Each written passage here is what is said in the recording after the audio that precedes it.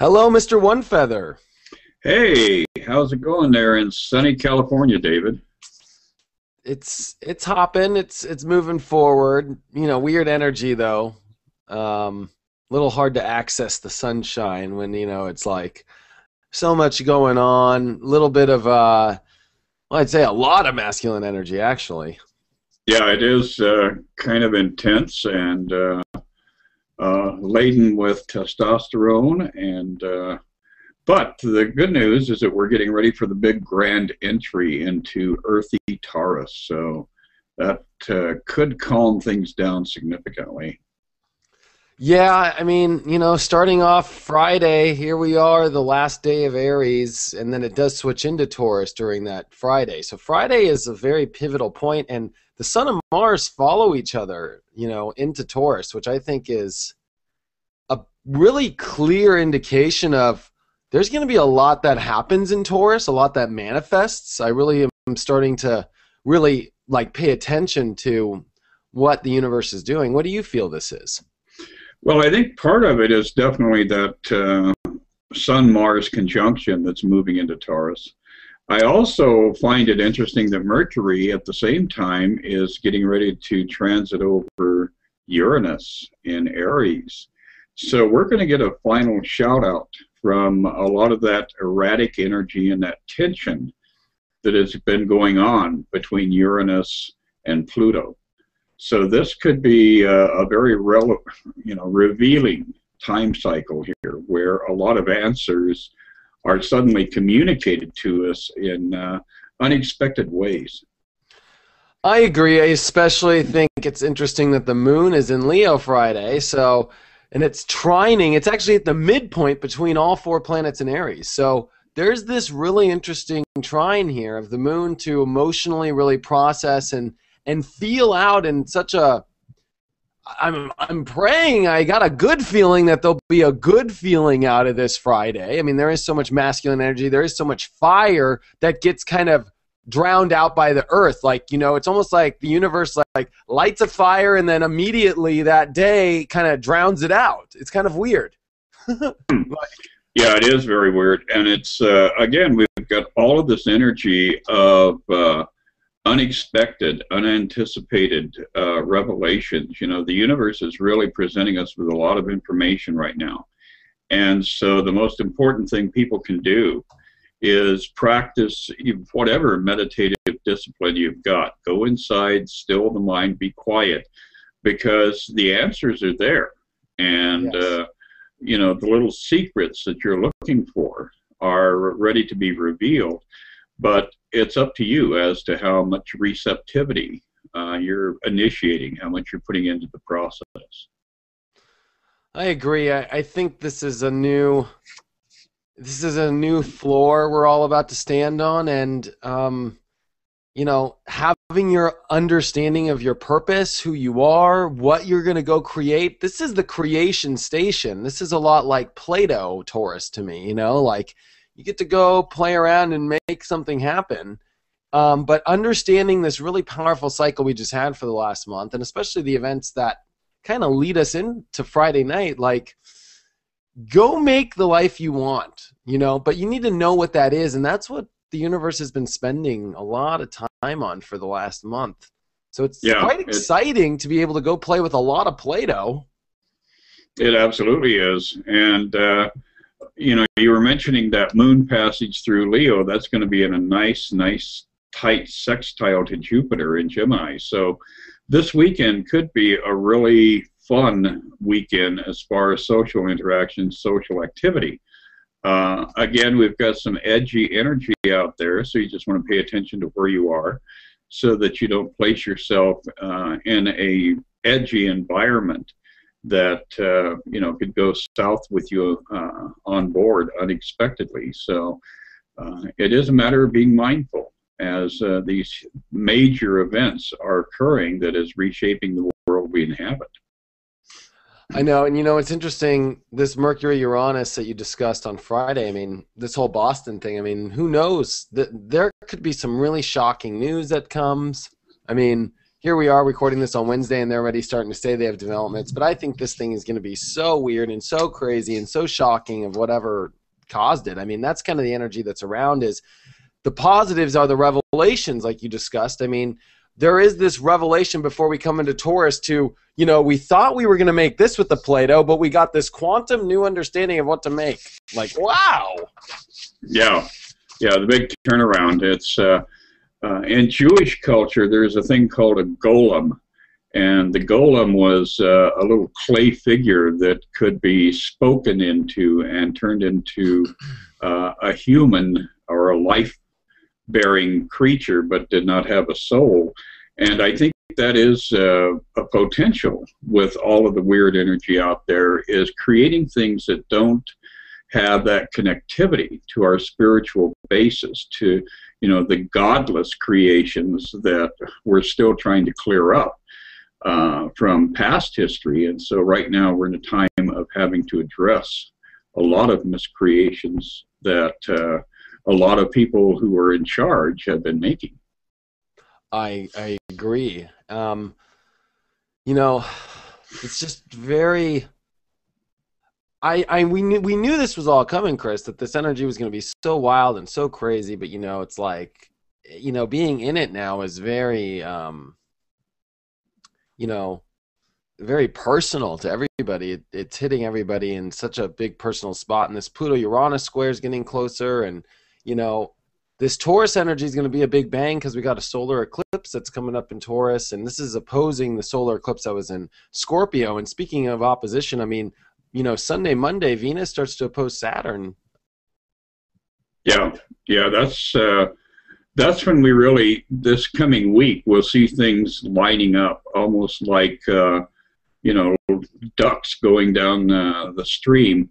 One of the things I will mention is that for people who are not aware of horary astrology, you can do a chart for an event and gain insight from that.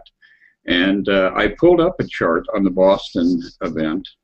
And one of the things I noticed is that, and this frequently shows up in charts of this sort, of violent kind of energies, we had the sun moon setting exactly 30 degrees apart. The moon was ahead of the sun in Taurus, and the sun was at about 26 degrees of Aries. And then you factor that energy into the oppositional energy that's going on over in the side of Saturn in Scorpio. So there's a lot of interesting feeding into this process. So for people who want to get more and more involved in that, just Google horary astrology, and you can get some interesting insights and play around with it and have some fun. Yeah, I love horary astrology. It's so much fun as far as like really predicting a lot of stuff. You could even like find where your keys are lost and stuff. It's kind of fun. Exactly. It's like, yeah, it's where the hell was I last night? Well, let's pull up a chart. We'll figure it out. Yeah, it's really cool, and I think it's interesting. This Venus-Saturn opposition, and all the planets are getting ready to start opposing Saturn, and this is going to be our first check-in of a reminder of Saturn and Scorpio in a big way, I'd say, because this is where all the nodes are happening right now, the South and the North node, this Taurus-Scorpio boundary lines of, really intense energy. I think Venus is going to really take a look at a lot of the relationships, see how solid they are, see if they're based on, are there the right boundaries in line? Are there the right commitments being made? Are there the right truthful, deep exposing of the real nature of the emotions? I think this can really, in relationships, go, okay, we need to refigure this out. This can also be where you really decide to commit to a relationship. I mean, this is really going to bring a lot of energy as far as what you value in your life, too, to see if they're on a solid ground or not.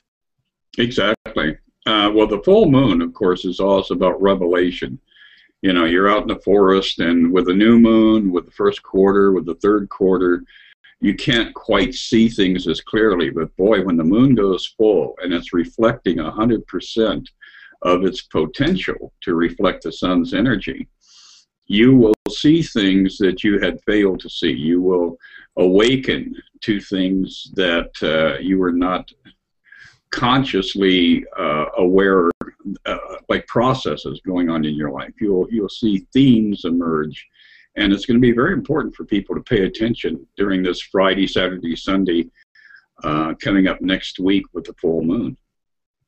This is a really big full moon. I mean, the Sun and Mars are still together for this full moon. It's going to be close to Saturn. So this is a one to pay attention to. I think it's even funnier to see Jupiter come to 16 degrees on this full moon, which is exactly where Jupiter went retrograde last October. And Jupiter went retrograde last October the day before Saturn went into Scorpio. So we're going to push ourselves out of the last 6 months, I'd say, for the first time. Really get out of this energy. I think this is the culmination of finishing up a 6-month lesson in what the hell's going on deep down inside of you with your true desires, with all this Scorpio. What have you exposed up? What are the dark things? What are your anxieties? What are your fears of death? What are all this stuff? I think it reaches this culmination point from last 6 months. And I think this is the beginning of the push out as Jupiter kind of pushes through and lets us out of this energy and starting to come into new territory we haven't been in a long time. Poor Jupiter's ready to get the hell out of Gemini. This is the opposite sign of Jupiter. He feels dirty. He's ready to go take a shower in Cancer. That's my whole joke. Like, he's just like far away from home. And he's finally getting a ticket out of the place he's been stuck at for almost a year, you know? I mean, literally. So I think this full moon's important. Oh, it's very important because not only does it have personal impact, but with that feeding it into Saturn placed in Scorpio, which is in, again, sextile to Pluto up there. Yeah. The Plutonian connection is going to redefine how we perceive our connection to groups, to political parties, to nationalism. All of these themes are very much going to be up for discussion, up for debate. And this is really the beginning, I think, of that next cycle, which will be coming up when Pluto goes direct and moves further into that second decade of Capricorn, because that's when America's identity is about to be reevaluated and reformulated. So next year, we're going to see a lot of things that are initiated right now being played out on a national scale. I agree. I think this whole entire cycle that we just went through for the last 6 months was the bare bones, the really deep cuts, the really hard, like, very simple, basic lessons. It's going to get more advanced now, but I think the more advanced things start to get, it's not as hard to deal with in the really, like, I mean, I'll be honest, it kind of feels like pain. It feels like fear. It feels very primitive. You know, we've been going through a lot of primitive emotions, a lot of primitive deep cuts, a lot of really, like, hard, you know, energy on, like, a simple level, which sometimes can be the hardest to deal with. Sometimes when we're more advanced in our issues and our problems, you know, we at least have the courage to go out there and tackle them. Where we're kind of dealing with energy where it's like, it's just hard to get off the couch. It's just hard to, like, you know, enjoy a deep breath out there in nature. So this dynamic that's coming in is about to get us at least out of the very simple but yet difficult situations to deal with. But I feel that we're starting to open our minds now with Jupiter coming out of this full shadow period that it's been in for 6 months. And, I mean, the sun is perfect to come back around and oppose Saturn, you know, and do this full moon 6 months later. I think it's just clockwork to end the last 6 months, which, I'm going to be honest, which were not fun at all. Not fun. Mm-hmm. You know? Well, on the upside, though, it has been like an unveiling.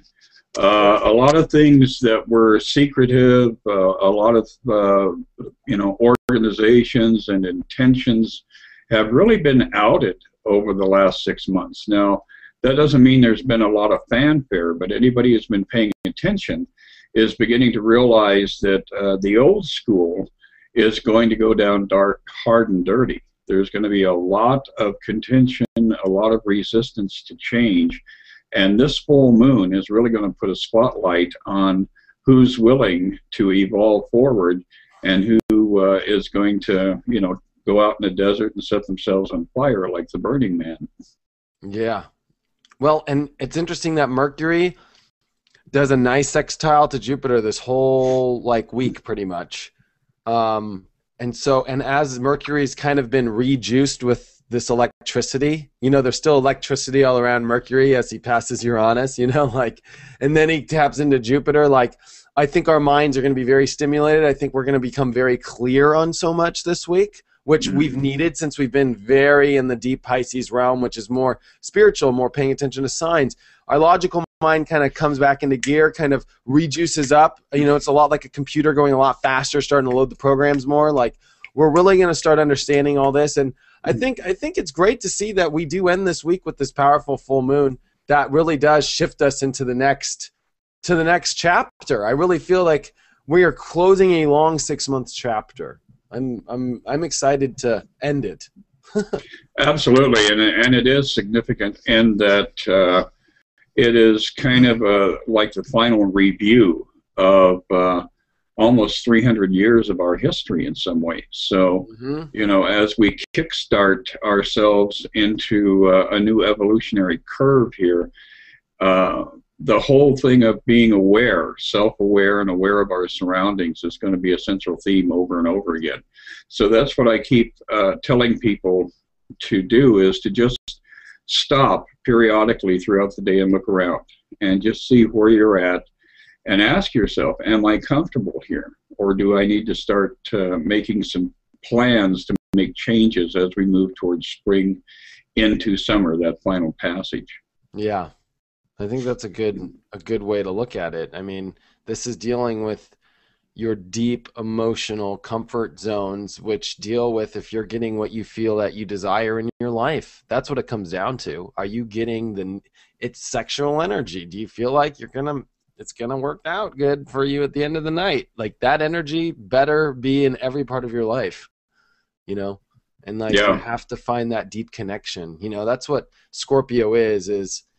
It doesn't matter how pretty it is. You could be in a drugged apartment in Bronx, New York, with the water dripping and the floor about to fall out on a dirty mattress from 1960 with springs on it. But if you're connecting with that energy that you want to connect with, like a lover or whatever it might be, just the connection of what you truly want, all the fluff, that doesn't matter as long as the desire is there.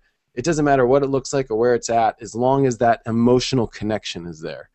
Exactly. That's where we're at. And that's what's so hard, I think, about this full moon is it doesn't matter how pretty it is. That south node's over there in Taurus. I think this solar eclipse is going to fool a lot of people, especially Tauruses. I think Tauruses are going to go through a really intense, a little hard lesson here. It doesn't matter about how many planets are clumping up there or whatever. The south node's there, meaning there's a big repair button on Taurus. The work is in Scorpio. So we can't forget that, Saturn's repairing and really forcing us to restructure our lives based off desire and not get caught up in the car, not get caught up in the dollars, not get caught up in how pretty it is, Oh, yeah. Yeah, Scorpio is sex and drugs and rock and roll, and then you stir Saturn into the mix, and it gets very real. So it is going to be a lucid weekend for a lot of people. But on the upside, I think that it's also going to be a huge part of our collective shift forward. So after this weekend comes up, I think a lot of people are going to feel clean, even though they may have been in, like you said, the dirtiest part of the underbelly of New York. They're still going to come out feeling like, oh, wow, I got rid of all that icky stuff. I know. Well, what do the cards say for all this? Yes, I keep forgetting to pull cards here, and of course we're... I like it, though. I like that it always comes near the end. Well, hopefully the rest of you folks out there will think the same thing. Wow, this is very appropriate. This card, the Three of Pentacles, is about the evolution of we as individuals. And this is gaining mastery. This is becoming the master of our own surroundings, the master of our own vision. We're becoming master craftsmen in that way that we craft and manifest our lives. And that really is very appropriate because that's what the next 7 days is all about, moving from one Friday as we move into that second quarter of the moon and then watch it wax to fullness. We're going to feel that internal process of really, striving to refine ourselves to the very highest degree. That full moon, pardon me, we have the Justice card. So it is, in fact, going to be a moon where justice is dished out. And, of course, we do that to ourselves. It's not like we're victims of the universe. But sometimes when we're working against the best interests of, of all the people around us, the hammer comes down. This is, as the Beatles said, this is Maxwell's silver hammer, and it will be around for that weekend. A lot of activity, and some of it's going to be stressful. So make sure you're giving yourselves, vitamins, minerals, good diet, fresh air, get outdoors every once in a while. And the final outcome as we move through the full moon, look at that, the Six of Swords.